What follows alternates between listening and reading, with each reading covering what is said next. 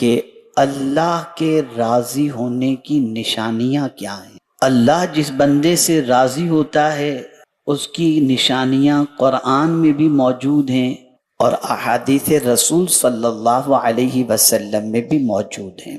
اس بات کو اچھی طریقے سے ذہن میں رکھیں، اللہ کی رضا سے بڑھ کر کے کوئی چیز نہیں۔ خود اللہ عز و جل نے اپنی کتاب میں ارشاد فرمایا وَرِضْوَانٌ مِّنَ اللَّهِ اکبر، اللہ کی خوشی سب سے بڑی چیز ہے۔ آج پوری زندگی انسانوں کی اگر دیکھی جائے تو بہت چھوٹے سے جملے میں اگر سمجھا دوں تو بات سمجھ میں آ جائے گی۔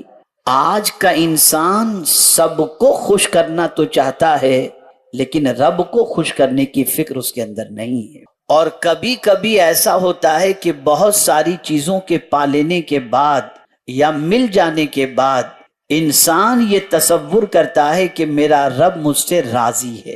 مثال کے طور پر اگر کسی انسان کو اللہ عز و جل مال و زر کی فراوانی عطا فرما دے، مال و زر کی اس کے پاس فراوانی ہو اور بے پناہ دولت عطا فرما دے، انسان اس دولت کے ذریعے گناہ بھی کرتا ہو پھر بھی اس کی دولت کم نہ ہوتی ہو، تو وہ %.5 جو اللہ کے نام پہ وہ نکال کر کسی غریب کو دیتا ہوگا تو وہ یہ سوچتا ہے کہ اس کام سے میرا مولا راضی ہے اور میں چاہے جو کچھ بھی کروں، اگر میرا مولا مجھ سے راضی نہ ہوتا تو مجھے اتنی دولت کیوں عطا کرتا۔ اور ایسے ہی معاشرے کے اندر جب ہم کسی غریب کو دیکھتے ہیں تو ہم یہ تصور کرتے ہیں یہ غریب ہے، گویا اللہ اس سے ناراض ہے۔ یہ ہماری سوچ ہے دنیا کے اندر جینے کی اور دنیا کے اندر غور کرنے کی۔ کبھی ہم نے قرآن و حدیث کی روشنی میں یہ بات جاننے کی کوشش ہی نہیں کی کہ اللہ عز و جل جس بندے سے راضی ہوتا ہے اسے کیا عطا کرتا ہے، جس بندے سے خوش ہوتا ہے اس کی نشانیاں کیا ہیں۔ اگر ہم قرآن مقدس اور احادیث رسول صلی اللہ علیہ وسلم کا مطالعہ کریں تو اس نتیجے پر پہنچ سکتے ہیں کہ کسی اور سے اپنے بارے میں پوچھنے کی ضرورت ہی نہیں ہوگی۔ خود ہم قرآن اور حدیث کے سامنے کھڑے ہوں گے تو یہ قرآن خود ہمیں بتا دے گا کہ ہم جس راستے پر چل رہے ہیں اس راستے سے اللہ راضی ہے یا ناراض۔ میرے پیارے آقا صلی اللہ تعالی علیہ وسلم کے پیارے دیوانوں، آج اگر آپ دیکھیں تو ایک بہت زیادہ طریقے سے اور زیادہ تر لوگوں کی زندگی میں اگر آپ دیکھیں تو یہ بات پائی جاتی ہے، یار وہ دیکھو جوا کھیلتا ہے لیکن کتنا پرسکون ہے، وہ ڈرگ سپلائی کرتا ہے کتنا سکون میں ہے، وہ حرام کاری کرتا ہے اس کے پاس مال کتنا ہے، یہ برائیاں کر رہا ہے، اس کی زندگی کے اندر کوئی تکلیف نہیں ہے، اس کے گھر میں کوئی بیماری نہیں ہے۔ ہم نماز پڑھتے ہیں تو غربت دروازے پر دستک دیتی ہے، ہم روزے رکھتے ہیں تو بیماریاں ہمارے گھروں کے اندر آتی ہوئی دکھائی دیتی ہیں۔ یہ تصور انسان کے دل کے اندر اس طریقے سے گردش کرتا رہتا ہے کہ انسان کبھی شش و پنج میں پڑھ کر پائے استقامت میں اس کے لغزش آ جاتی ہے اور وہ انسان یہ تصور کرتا ہے یار اس سے تو وہ زندگی اچھی جو پرسکون تو گزرتی ہے، کوئی ٹینشن کے بغیر تو گزرتی ہے۔ اب میرا یہ جملہ زندگی پر یاد رکھیے گا، میرے پیارے آقا صلی اللہ علیہ وسلم کے پیارے دیوانوں، محل میں رہنے والا انسان، عالی شان فلیٹوں میں رہنے والا انسان، لمبی گاڑیوں میں سفر کرنے والا انسان، باڈی گارڈ کے درمیان رہنے والا انسان، اگر آپ اسے بہت مطمئن سمجھتے ہیں تو میں آپ کو یقین کے ساتھ کہتا ہوں کہ ایسے لوگ آپ کے پاس جب کبھی آئیں گے اور ان سے ان کی زندگی کے بارے میں آپ سوال پوچھیں گے کیسی زندگی کٹ رہی ہے تو ایک ہی جواب ملے گا، حضرت سب کچھ ہے لیکن سکون نہیں، سب کچھ ہے لیکن اطمینان نہیں۔ اور میرے پیارے آقا صلی اللہ تعالی علیہ وسلم کے پیارے دیوانوں، آپ دیکھیں اطمینان اتنی بڑی دولت ہے اور سکون اتنی بڑی دولت ہے کہ جس کسی کو اللہ یہ دولت عطا فرما دے وہ بہت بڑا مالدار ہوا کرتا ہے۔ آپ اگر تقابل کریں اور دنیا کی زندگی گزارنے والوں کو اگر اپنے ماتھے کی آنکھوں سے دیکھیں تو بڑی بڑی جتنی بیماریاں آپ کو نظر آئیں گی وہ کم غریبوں میں نظر آئیں گی، سرمایہ داروں میں زیادہ نظر آئیں گی۔ اللہ اکبر، میں حیران ہوں، فٹ پاتھ پہ رہنے والا انسان ہارن بجتا ہوا ہو، اسٹریٹ لائٹ جل رہی ہو، پھر بھی وہ سکون سے سوتا ہوا دکھائی دیتا ہے، لیکن محلوں میں رہنے والا، ایئر کنڈیشن میں سونے والا اور اس مساج کروانے والا بھی اطمینان کی نیند لیتا ہوا دکھائی نہیں دیتا۔ میں حیران ہوں، یا اللہ یہ ماجرا کیا ہے؟ تو مجھے قرآن کی یہ آیت رہنمائی کرتے ہوئے نظر آتی ہے۔ اللہ اکبر، نفس کی 3 قسمیں ہیں، ایک ہے نفس امارہ، ایک ہے نفس لوامہ اور ایک ہے نفس مطمئنہ۔ نفس امارہ اسے کہتے ہیں جو برائیوں کا حکم دیتا ہے، ان النفس لامارۃ بالسوء، کہ بے شک نفس برائیوں کا حکم دیتا ہے۔ آپ دیکھتے ہوں گے انسان نفس کے حکم پر عمل کرتے ہوئے بہت ساری برائیوں کے دروازے پر دستک ہی نہیں دیتا بلکہ برائیوں کے دلدل میں ڈوب جاتا ہے۔ تو ایک نفس ہوا نفس امارہ جو برائیوں کا حکم دیتا ہے، دوسرا نفس ہے نفس لوامہ۔ اگر نفس برائی کا حکم دے تو وہ انسان برائی اگر اس سے سرزد ہو جاتی ہے تو پھر اس کا نفس اسے ملامت کرتا ہے، وہ توبہ کی طرف آ جاتا ہے، وہ اللہ عز و جل کی بارگاہ میں معافی مانگ لیتا ہے۔ یہ ملامت کرنے والا نفس اس نفس سے بہتر ہے۔ لیکن تیسرا نفس کون سا ہے؟ وہ ہے نفس مطمئنہ۔ قرآن اس کے بارے میں کہتا ہے۔ اب نفس مطمئنہ کون سا ہے؟ وہ نفس وہ اللہ عز و جل نے جو نفس عطا کیا ہے، اس میں وہ نفس جو اللہ کی اطاعت سے مطمئن ہو، اللہ کے رسول کی اطاعت سے مطمئن ہو، نیکی کر کے مطمئن ہو، وہ گناہ کی دعوت پر لبیک نہ کہے، وہ برائیوں کی دعوت پر لبیک نہ کہے، اللہ اور اس کے رسول کی اطاعت کے اندر جو اپنی زندگی گزار دیتا ہے۔ یاد رکھیے گا، کوئی انسان برائیوں میں زندگی گزار کر مرتے وقت بے چین ہوتا ہے اور کوئی انسان نیکی پوری زندگی کر کے مرتے وقت مطمئن ہوتا ہے۔ قرآن اسی کی طرف رہنمائی کرتا ہے کہ وہ شخص جس نے پوری زندگی اللہ اور اس کے رسول کی اطاعت میں گزار دی، جس کا نفس مطمئن ہے، اب جب اس کی موت کا وقت آتا ہے تو اللہ کیا فرماتا ہے؟ یا ایتھا النفس المطمئنہ، اے اطمینان والی جان، ارجعی الی ربک، اپنے رب کی طرف پلٹ آ۔ کس حال میں پلٹ آ؟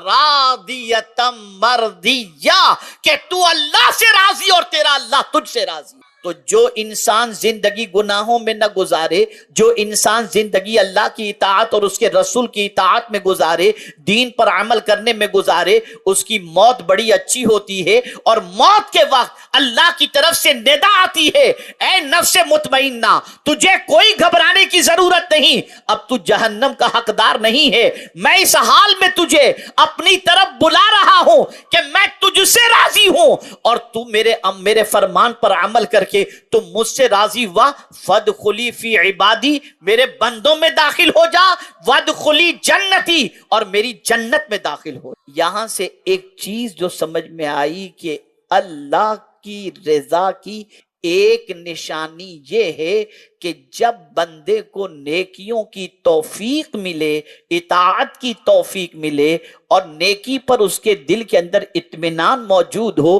نیکی کر کے بے قرار نہ محسوس کرے، ایسے بندے سے اللہ عز و جل راضی ہوتا ہے۔ اور اب اس بندے پر ہزار مصیبتیں آ جائیں لیکن اس مصیبت کے باوجود بھی وہ اپنے رب سے ناراض نہیں ہوتا، وہ تو یہی کہتا ہے میں بھی تیرا ہوں اور اگر مصیبت بھی تیری طرف سے آئی ہے تو اس کو دور کرنے والا بھی تو ہی ہے۔ اے میرے کریم، میں تجھ سے کوئی شکایت نہیں کرتا، جس میں تو راضی ہے اس میں میں راضی ہوں۔ ایسے بندے کو اللہ عز و جل مرتے وقت جنت کی بشارت بھی دیتا ہے اور اپنے خوش ہونے کا اعلان بھی عطا فرما دیتا ہے۔ پہلی چیز۔ اب آئیے دوسری چیز کی طرف چلتے ہیں، اللہ کے راضی ہو۔ سورہ بینہ میں ان الذین آمنوا وعملوا الصالحات اولئک هم خیر البریہ جزاؤہم عند ربہم جنات تجری تجری من تحتها الانہار خالدین فیہا ابدا رضی اللہ عنہم ورضوا عنہ ذالک لمن خشی. یہ اللہ فرما رہا ہے بے شک جس نے جو ایمان لایا اور نیک عمل کی، کیا ہی بہترین ہے، یہ کتنی بہترین جماعت کا ہے. اب اس کے لیے کیا ہے، اس کا بدلہ کیا ہے؟ جو ایمان لایا اور نیک عمل کیا وہ اچھے گروہ کے اندر ہے، اور اس کا بدلہ یہ جزاؤہم عند ربہم جنات تجری من تحتہا الانہار خالدین فیہا ابدا.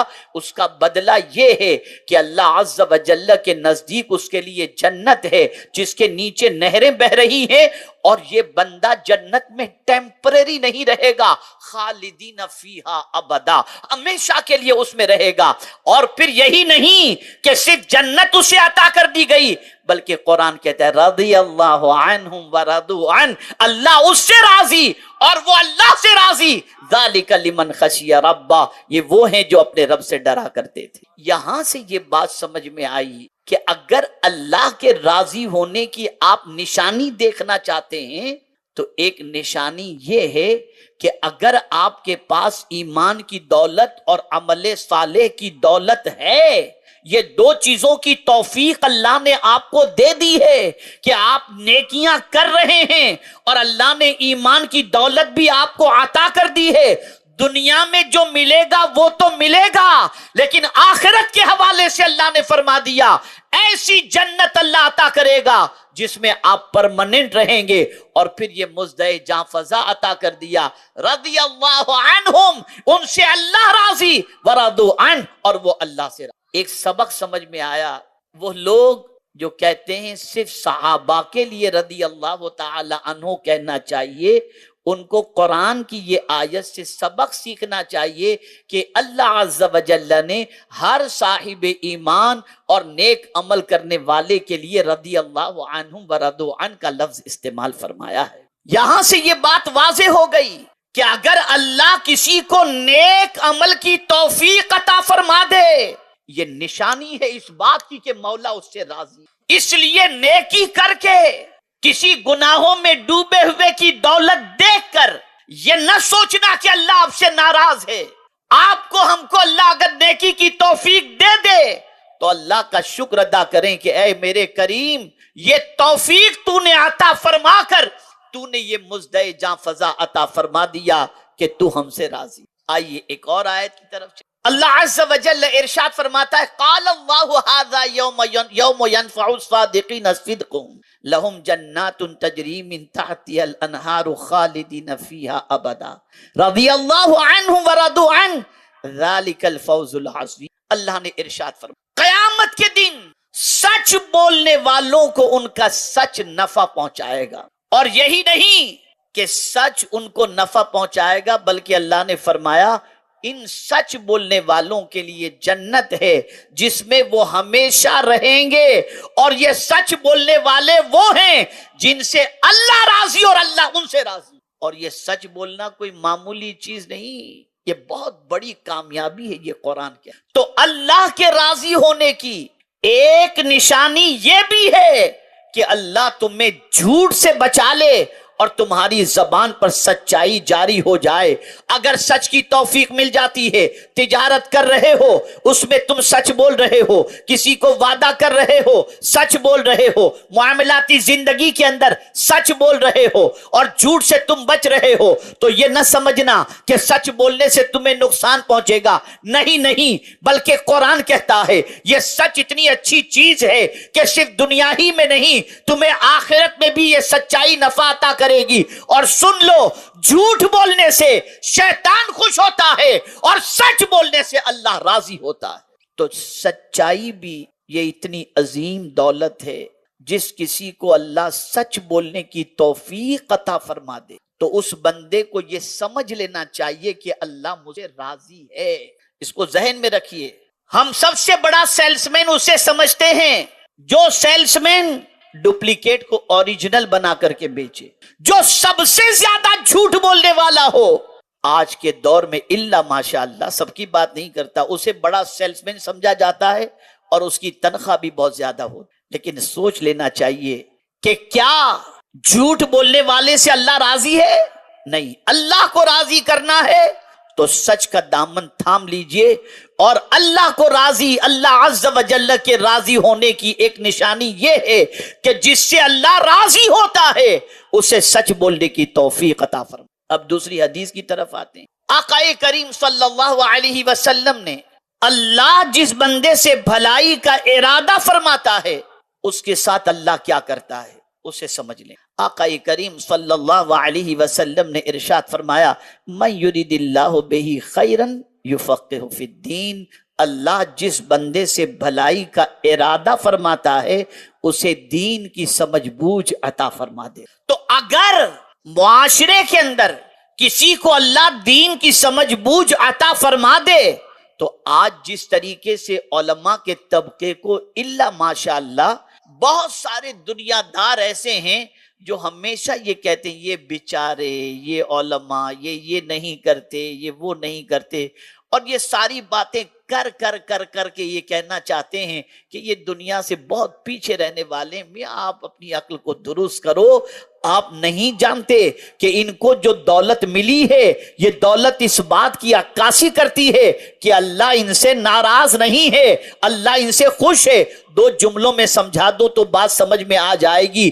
فرعون کی میراث جو دولت ہے وہ اللہ دشمن کو عطا کرتا ہے، اور نبی کی میراث جو علم ہے اللہ جسے محبت فرماتا ہے اسے عطا فرماتا ہے۔ مطلب یہ نہیں کہ سارے دولت مند فرعون والے ہیں، نہ، مسلمان ہے، دولت اللہ نے عطا کی، بلکہ میں تو کہتا ہوں آج کے دور میں مالدار بننے کی کوشش بھی کرنی چاہیے، حلال طریقے سے، سچ بول کر۔ اگر کوئی سچائی کے ساتھ تجارت کرتا ہے تو اس کا مرتبہ کم نہیں ہے، بہت بڑا مرتبہ ہے۔ آقا کریم صلی اللہ علیہ وسلم ارشاد فرماتے ہیں، التاجر الصدوق الامین مع النبیین والصدیقین والشہداء، سچا اور امانت دار تاجر قیامت کے دن نبیوں کے ساتھ ہوگا، صدیقین کے ساتھ ہوگا، شہداء کے ساتھ۔ کرو تجارت، اس فیلڈ میں آگے نکلو، دنیا سے آگے نکل جاؤ، بہت بڑے بزنس مین بن جاؤ، لیکن سچائی کے ساتھ اور امانت کے ساتھ۔ تو کسی دیندار کو دیکھ کر یہ تصور نہ کرنا کہ یار بیچارہ، نہیں، اللہ اس سے راضی ہے، اللہ اس سے خوش ہے، تبھی تو اللہ نے اسے دین کی سوجھ بوجھ عطا فرمائی۔ اور اسی طریقے سے ہم معاشرے کے اندر مصیبت زدوں کو دیکھتے ہیں تو ہمارے دل میں خیال پیدا ہوتا ہے پتہ نہیں بیچارے کا کون سا گناہ ہوگا جو اتنی تکلیفوں میں گھرا ہوا ہے۔ اب سن لو حضور کی حدیث تاکہ آپ سمجھ سکیں، اور یہ بخاری شریف کی حدیث ہے۔ آقا کریم صلی اللہ علیہ وسلم فرماتے ہیں، من یرید اللہ بہ خیرا یصب منہ، اللہ جس بندے سے بھلائی کا ارادہ فرماتا ہے اس پر مصیبتیں نازل، جس بندے پر۔ کیوں؟ اس کو میں حضرت بلال رضی اللہ تعالیٰ عنہ کے جملوں میں آپ کو سمجھا۔ حضرت بلال رضی اللہ تعالیٰ عنہ کو جب گرم ریت پر گھسیٹا جا رہا تھا اور اس کے بعد صدیق اکبر رضی اللہ تعالیٰ عنہ نے انہیں آزاد کرایا تو لوگوں نے ان سے کہا، بلال تم گرم انگاروں پر لیٹتے ہوئے بھی توحید کے نعرے کو بلند کرتے تھے، تمہیں ایسا نہیں لگ رہا تھا کہ جو توحید کا تم نے اقرار کیا ہے اس کی وجہ سے تمہیں اتنی تکلیفیں آ رہی ہیں؟ اب جواب سن، حضرت بلال جواب میں فرماتے ہیں، وہ دور مٹکوں کا دور تھا نا، آج کی طرح اسٹیل اور تانبے اور پیتل کے گھڑے تو نہیں ملتے تھے، ملتے ہوں گے اس زمانے میں لیکن زیادہ تر مٹی کا استعمال۔ تو حضرت بلال نے جواب دیا، ذرا یہ تو بتا، تو جب مارکیٹ میں مٹی کا مٹکا خریدنے کے لیے جاتا ہے تو پہلے ٹھوک کے بجا کے دیکھتا ہے نا کہ صحیح ہے یا نہیں؟ تو میرا مولا بھی مجھے ٹھوک کے بجا کے دیکھ رہا تھا کہ میں ایمان میں سچا ہوں کہ نہیں۔ کیا تو اب نہیں دیکھ رہا کہ میں ثابت قدم رہا تو اللہ نے مجھے کتنی عزت عطا فرمائی؟ ارے اتنی عزت عطا فرمائی کہ سرکار معراج میں تشریف لے گئے تو واپس آنے کے بعد فرماتے ہیں، بلال تم کیا کرتے ہو کہ میں وہاں رہ کر تم چلتے زمین پر تھے اور تمہارے چلنے کی آہٹ میں جنت میں سن رہا تھا۔ تو حضرت بلال نے جواب میں عرض کیا، حضور میں ہمیشہ باوضو رہتا ہوں، جب وضو ٹوٹتا ہے فوراً کر لیتا ہوں، اور جب وضو کرتا ہوں تو 2 رکعت تحیت الوضو پڑھ لیتا ہوں، اور اسی کے ساتھ ہر نماز کے بعد سورہ توبہ کی آخری آیتیں پڑھ لیتا ہوں۔ سرکار فرماتے ہیں یہی وجہ ہے کہ میں نے جنت میں مجھ سے پہلے تیرے چلنے کی آہٹ کو سن لیا۔ میں آپ سے کہتا ہوں یقیناً اس وقت جب گرم ریت پر گھسیٹے جا رہے ہوں گے تو بہت سارے ان کو معاذ اللہ یہ سمجھتے ہوں گے یہ بے وقوف آدمی ہے، اتنی تکلیفیں کیوں برداشت کرتا ہے، لیکن حدیث مصطفیٰ کہہ رہی ہے من یرید اللہ بہ خیرا یصب منہ، اللہ جب کسی سے بھلائی کا ارادہ فرماتا ہے تو اس کو مصیبتوں میں گرفتار فرماتا ہے۔ کیوں؟ اس لیے کہ مصیبتوں کی وجہ سے اللہ اس کے گناہوں کو بھی معاف کرتا ہے، اس کے درجات کو بھی بلند فرماتا ہے، اور دنیا کو پروردگار یہ بتانا چاہتا ہے کہ میں ہزارہ اس پر مصیبتیں نازل کروں یا نعمتیں نازل کروں، یہ مجھ سے خفا نہیں ہوتا۔ میں آپ سے پوچھنا چاہتا ہوں تاریخ کے اندر کسی نبی کے خاندان کے کسی فرد پر اس طریقے کی پریشانیاں نہیں آئیں جتنی کربلا کے اندر امام حسین پر امتحان کا وقت آیا۔ لیکن مجھے یہ بتائیے کہ ایسی سچویشن کے اندر ایک شکوہ بھی امام حسین نے کیا ہو، ایک شکایت بھی اپنے رب سے کی ہو کہ میرے مولا میں تیرے چہیتے نبی کا نواسا ہوں اور میرے ساتھ یہ ہے؟ نہیں، بلکہ تاریخ طبری کے اندر یہ چیز موجود ہے کہ جب امام حسین کے سر کو تن سے جدا کیا جا رہا تھا تو آپ کی زبان پر ایک ہی جملہ تھا رضیت بقضائک یا ربی، اے میرے کریم میں تیرے فیصلے سے راضی ہوں۔ تو اللہ نے وہ مرتبہ عطا کیا، صدیاں گزر گئیں، حسین کا مشن بھی زندہ ہے اور حسین کی یاد بھی زندہ ہے۔ تو کسی کو مصیبت میں دیکھ کر یہ نہ سوچنا کہ اللہ اس سے نہ، یہ سوچ درست کرو، اور اللہ نہ کرے ہم پر بھی مصیبت آ جائے تو ہمیں یہ نہیں سمجھنا چاہیے کہ اللہ ہم سے ناراض ہے تو ہمیں مصیبتیں عطا کرتا ہے۔ اللہ ہمارا امتحان لینا چاہتا ہے، یہ جاننا چاہتا ہے، اور دوسرے اینگل سے دیکھیں ہم امتحان کے لائق کہاں ہیں۔ ان مصیبتوں کے ذریعے اللہ ہمارے گناہوں کو معاف فرما دیتا ہے، ہماری مصیبتوں کو دور فرما دیتا ہے۔ اللہ اکبر۔ مولا علی کرم اللہ تعالی وجہہ الکریم سے کسی نے پوچھا آپ کو امید افزا قرآن کی کون سی آیت سمجھ میں آتی ہے کہ قرآن مقدس کے اندر اللہ عز وجل نے بہت بڑی امید والی آیت نازل فرمائی ہو؟ فرماتے ہیں یہ آیت کریمہ ما اصابک من مصیبت فبما کسبت ایدیکم ویعفو عن کثیر۔ تو لوگوں نے کہا حضور اس آیت میں تو مصیبت کا ذکر ہے، کون سی ایسی آپ کو امید اس میں نظر آتی ہے؟ تو فرماتے ہیں میرا مولا جب ایک غلطی کی سزا ایک بار دے دے تو دوبارہ نہیں عطا فرماتا۔ اس نے کہہ دیا جو مصیبتیں تمہیں پہنچتی ہیں تمہارے ہاتھوں کی کمائی ہے، تو جس کریم نے دنیا میں مصیبت دے دی اب آخرت میں کوئی عذاب دینے والا نہیں ہے۔ تو میرے نزدیک امید افزا آیت کریمہ یہ ہے۔ اے رسول اعظم صلی اللہ علیہ وسلم کے دیوانوں، مصیبتیں آئیں تو خدا سے رشتہ نہ توڑو، مصیبتیں آئیں تو ڈرگ سپلائی کرنا شروع نہ کرو، مصیبتیں آئیں تو جوؤں کے اڈوں کو آباد کرنا شروع نہ کرو، مصیبتوں کے اندر شراب نہ پیو، مصیبتوں کے اندر پکچر نہ دیکھو، مصیبتوں میں ڈانس وغیرہ میں نہ لگ جاؤ۔ یہ مصیبتیں ہمیں پاک کرنے آتی ہیں یا بلندی دینے کے لیے آتی ہیں؟ اللہ جس بندے سے بھلائی کا ارادہ فرماتا ہے اسے مصیبتوں میں گرفتار فرماتا ہے۔ اب 3 اور نشانیاں بتا دوں اس لیے کہ ابھی دستار بندی، ذکر، دعا، نماز سب بات۔ 3 نشانیاں بہت ایزی اور سمجھنے کے لیے آپ کو بہت آسان ہوگا، اس لیے کہ میں نے آیات اور احادیث سے جو پیش کی کچھ سمجھ میں بات آپ کی اتری ہوگی، آئی ہوگی، لیکن اور ایزی کر کے سمجھاؤں گا تو بات سمجھ۔ اللہ کے راضی ہونے کی ایک بڑی کہ جس بندے سے اللہ راضی ہوتا ہے اسے اپنے خود کے عیب دیکھنے پر آگاہ، پھر وہ بندہ اپنے عیب دیکھنا شروع، وہ دوسروں کے نہیں، اپنی خامیاں ڈھونڈنے لگ جاتا، خود میں موجود عیب کا متلاشی ہو جاتا ہے کہ مجھ میں کیا کمی۔ یہ اللہ عز و جل کی خوشنودی کی اور رضا کی ایک علامت ہے۔ جب کوئی بندہ اپنے عیب کو تلاش کرنے لگ جائے تو ظاہر سی بات ہے کہ اس کا عیب اسے خدا کی طرف مائل کر دے گا، توبہ کی طرف مائل کر دے گا، گناہوں سے نفرت کا جذبہ اس کے اندر پیدا کر دے گا۔ تو اللہ جس بندے سے بھلائی کا ارادہ فرماتا ہے اس بندے کو اپنے عیب دیکھنے کی طرف مائل فرما دیتا ہے، اور وہی بندہ دنیا میں کامیاب ہو سکتا ہے جو بندہ اپنے عیب کو دیکھے اور دوسروں کی خوبیوں کو دیکھے۔ ایک یہ علامت ہے. اور دوسری علامت، اللہ جس بندے سے راضی ہوتا ہے اس کے دل کو نرم کر دے. وہ سخت دل نہیں، اس کا دل نرم. حدیث مصطفیٰ صلی اللہ علیہ وسلم، ان اللہ یحب الرفق، بے شک اللہ نرمی کو پسند فرماتا ہے. اتنا پسند فرماتا ہے زمین پر بھی اکڑ کر چلنے کے لیے منع کر دیا کہ زمین پر بھی چلو تو نرمی کے ساتھ چلو. وَلَا تَمْشِ فِي الْأَرْضِ مَرَحًا. جسے نرمی مل جائے اس سے یہ سمجھ لینا چاہیے کہ اللہ عز و جل اس سے راضی ہے.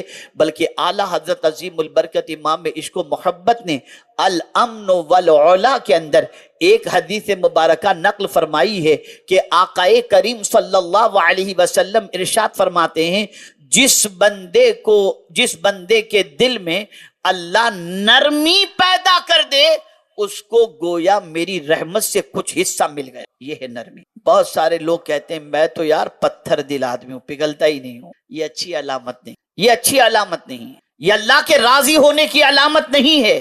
اللہ جس بندے سے راضی ہوتا ہے اس بندے کے دل کو نرم کر دیتا ہے. وہ کسی کا دکھ نہیں دیکھ سکتا، کسی کی تکلیف نہیں دیکھ سکتا، کسی کی پریشانی نہیں دیکھ سکتا. یہاں پر میں ایک واقعہ آپ کے سامنے پیش کروں. میرے پیارے آقا صلی اللہ علیہ وسلم کے پیارے دیوانوں، ٹھنڈی کا موسم تھا اور ایک بزرگ راستے سے گزر رہے تھے.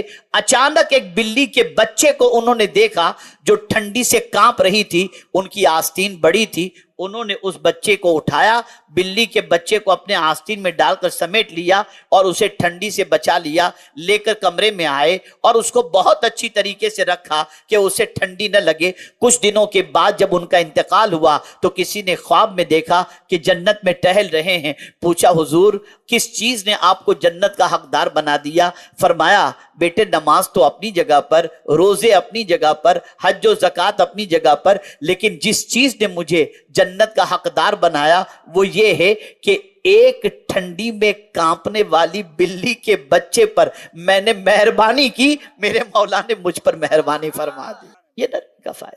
تو جس کسی کو نرمی مل جائے اسے سمجھ لینا چاہیے کہ اللہ اس سے راضی ہے. ایک اور چیز عرض کر کے میں اپنی گفتگو کو ختم. جس کسی کی آنکھ میں آنسو آنے لگیں اسے سمجھ لینا چاہیے کہ اللہ اس سے راضی. جمود عین بدبختی کی علامت ہے. آنکھوں کا خشک ہو جانا، سوکھ جانا، آنسو ہی نہ نکلے آنکھوں سے، یہ بدبختی کی علامت ہے. اور اگر کسی کا غم تمہیں رلا دے، تمہارے گناہ تمہیں رلا دیں، جہنم کی بات تمہیں رلا دے، خوف خدا تمہیں رلا دے، اللہ کے عذاب کا تذکرہ رلا دے، اپنے گناہوں کو یاد کر کے آدمی رو پڑے، اگر یہ دولت کسی کو مل گئی تو سمجھ لینا چاہیے کہ اللہ عز و جل اس بندے سے راضی.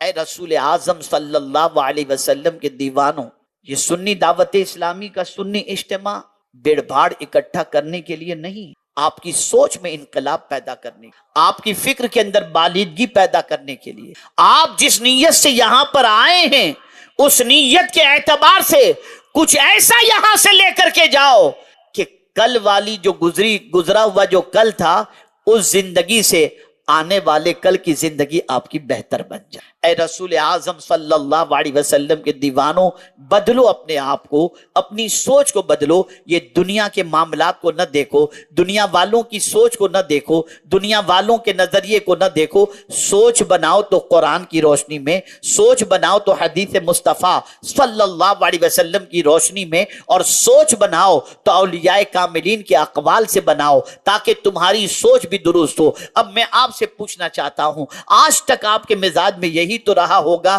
جس کے پاس دنیا کا سب کچھ ہے اللہ اس سے راضی ہے، اور جس کے پاس کچھ نہیں ہے اس سے اللہ ناراض ہے. حقیقت یہ ہے کہ ایسا نہیں ہے. اللہ جس بندے سے راضی ہوتا ہے اسے فقہ کی دولت عطا کرتا ہے، سوجھ بوجھ کی صلاح، سوجھ بوجھ کی دین کی سوجھ بوجھ عطا فرماتا ہے. اللہ جس بندے سے راضی ہوتا ہے اس کی زبان پر سچ جاری ہو جاتا ہے. اللہ جس بندے سے راضی ہوتا ہے اسے عمل صالح کی توفیق عطا فرماتا ہے. اللہ جس جس بندے سے راضی ہوتا ہے اس پر مصیبتیں آتی ہیں تو اللہ عز و جل اسے صبر کی توفیق بھی عطا فرماتا ہے اور مصیبتوں کے ذریعے اس کے گناہوں کو معاف بھی فرماتا ہے اور اس کے درجے کو بلند بھی فرماتا ہے۔ اللہ جس بندے سے راضی ہوتا ہے اس کی آنکھوں کو نم کر دیا کرتا ہے، اللہ جس بندے سے راضی ہوتا ہے اس کے دل کو نرم کر دیا کرتا ہے، اور اللہ جس بندے سے راضی